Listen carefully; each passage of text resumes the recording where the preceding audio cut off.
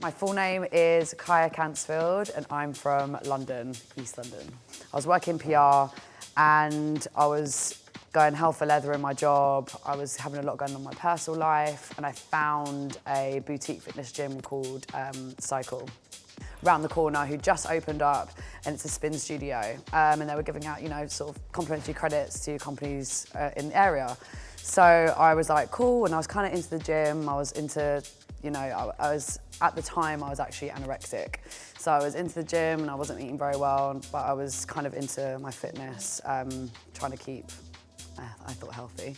I found it and I went, and the first time I went in there, it's in a dark room, it's loud music, the lights are going, and I felt something I hadn't felt before in the class. I felt like I belonged, and I felt safe, and I felt like I could do it. I kind of really believe in just going for what you want, and if you have an urge to do something, I feel like you just got to go for it. So I emailed CEO and I was like, hey, I need to get more involved. How can I get more involved? I love it.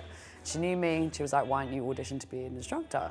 I need to give people what this space gave back to me. In the training program to become an instructor, I actually recovered from anorexia. So it was a big thing because it enabled me to look after myself. It gave me a deeper purpose than just how I looked. It got me out of a very, not selfish, but kind of just a very, just all-encompassing mindset, which was so important for me to be really slim, and it gave me another sense of belonging and a sense of purpose. You come in, you teach a class and you leave, but it doesn't actually just stop there.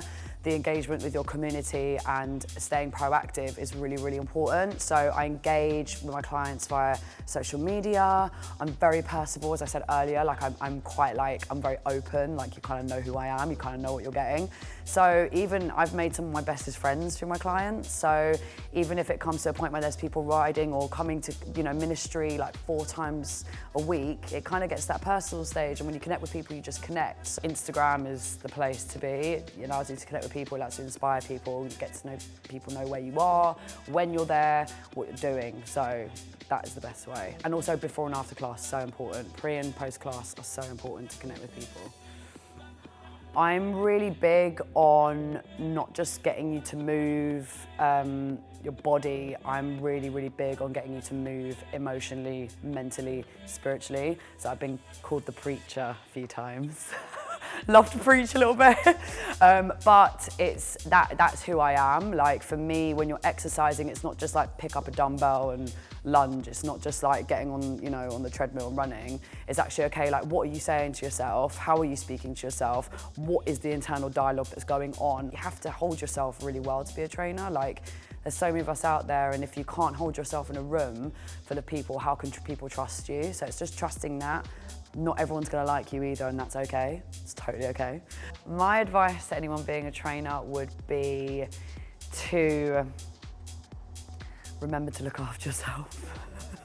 So important. You are your job, and if there's no you, there's no class. So you need to really make sure your self-care is like bang on point, like looking after yourself, stretching, voice, eating well, training, doing things that fill you up.